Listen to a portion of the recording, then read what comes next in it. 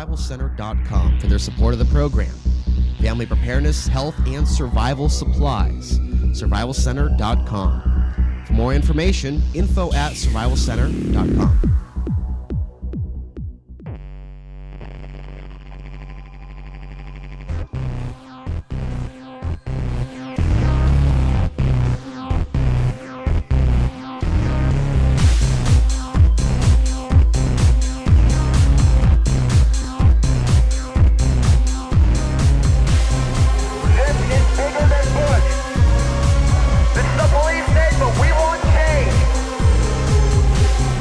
It is a big idea, a new world order.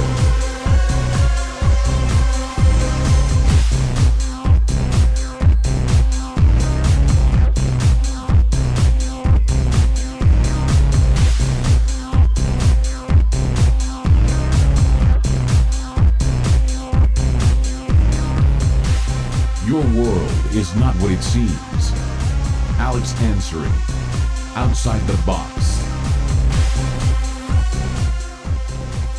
Good evening, ladies and gentlemen. It is May 16th, 2010. We've got a lot of news that we're going to be covering in only 1 hour's time. We're going to be talking about what has been taking place in Portland, Oregon, in terms of Rosie Sizer, the former chief of police, recently being fired.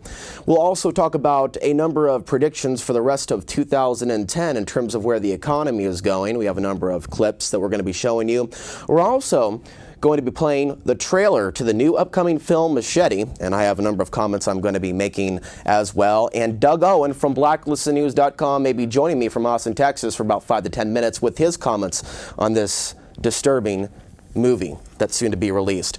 Let's start with the local news, and really by looking at this local issue, what's taking place with the meltdown of the economy on the local level here in Portland, Oregon. It's really a microcosm for what is also happening to the nation. This is from the Portland Tribune. Sizer out in police shakeup.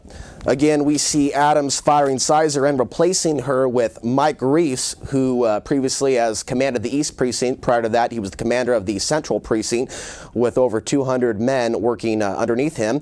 We'll get into him and his background in just a bit, but I want to briefly go over the timeline. Some of you have heard about the recent shootings, James Chassie, Aaron Campbell, the list goes on and on and on. What we're talking about here, though, is the fact that nothing's going to change in terms of the police state in Portland, Oregon by simply firing a police chief. And my personal opinion of Rosie Sizer is that there were some things that she did as the police chief to try to control the men underneath her command. She was not very successful at that, and she tried to appease to both the people and the Portland Police Union that venomously attacked her when she reprimanded Chris Humphreys for shooting the 12-year-old girl with a beanbag round on the MAX train for the crime of having no ticket. So let's begin. Adams announced several weeks ago that the Portland Police was over budget by about $5 million. Adams announced cutbacks about a week ago, saying they were going to lay off about 25 cops and get rid of the mounted patrol, and also the cold case department, which is investigating crimes and murders that have already taken place. Salzman announced several days ago a $1.6 million settlement in the James Chassie death. Sizer, 2 days after Adams announced cutbacks, the Portland Police fired back at the mayor. Immediately, Mayor Adams fired Sizer and gave a press conference where he announced that the East Precinct Commander Mike Reese is going to head and lead the Portland Police as the new chief. This man is an ally of Commissioner Randy Leonard. He also, from 2000 to 2004, ran the CERT team. He was also close friends with Potter and also Mark Kroger, who's known in this town as being a Nazi cop. Mike Reese publicly supported Kyle Nice, who is the Portland police officer that was involved in a road rage incident recently. Kyle Nice also threatened me on 2 separate occasions over the course of the last 3 years. So I and the people of Portland certainly have a common enemy with this particular nutcase cop. Kyle Nice, I believe, still works for the Portland Police. So I remember saying on air about a month ago, you better pray that when they fire Rosie, that we don't get a Nazi cop to replace her. You just can't think because one person gets fired that everything's going to be A-OK. Now, I went and spoke to Mayor Adams, Leonard, Salzman, Fish, and Fritz at City Council last month, I believe it was April 21st, and talked about the Homeland Security drills, black helicopters flying over Portland, lack of accountability, and the fact that due to the fact that this is going on, our security, our Constitution, our sovereignty in the city of Portland, Oregon is in jeopardy.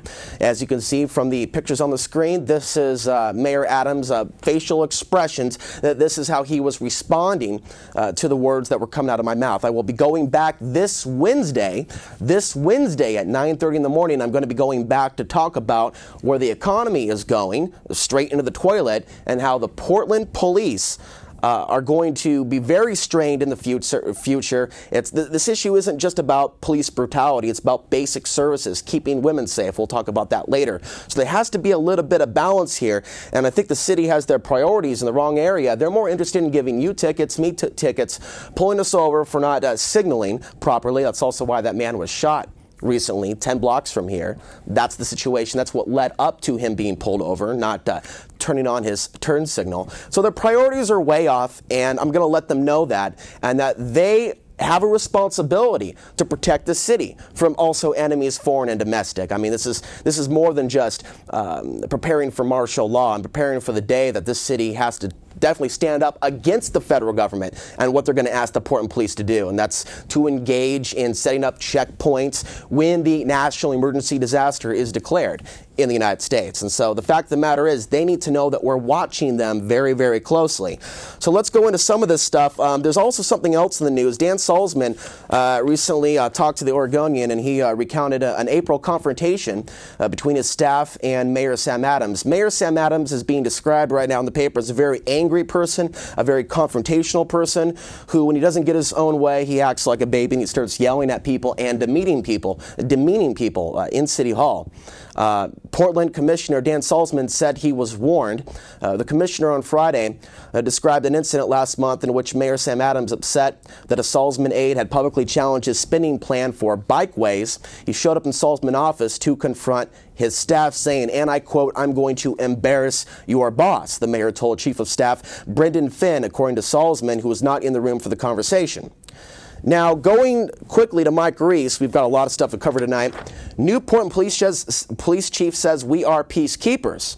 Shortly afterwards, the Portland police are involved in another shooting death, also of a driver of a car that failed to use his turn signal, as I mentioned earlier, and that took place actually 10 blocks south of where we are broadcasting the show to you right now. It actually happened at the intersection of 6th and Clackamas. Bill, if you can get track 1 ready, we are going to show you the raw footage. We are going to show you the actual YouTube video of the actual shooting, and I believe that the man was shot at least a dozen times, but over 40 rounds were used. According to the report, he failed to use his turn signal. He was pulled over. He resisted cooperation with the police, which is basically a death sentence in the city and many cities. It is said that he reached for a gun and shot an officer in the leg. They tased him twice, and then they opened up fire. Also, they beanbagged him. And so this is something that has taken place recently. It actually happened the day after the new chief of police took command. And so we're going to go ahead and play that video for you now, and we will be back.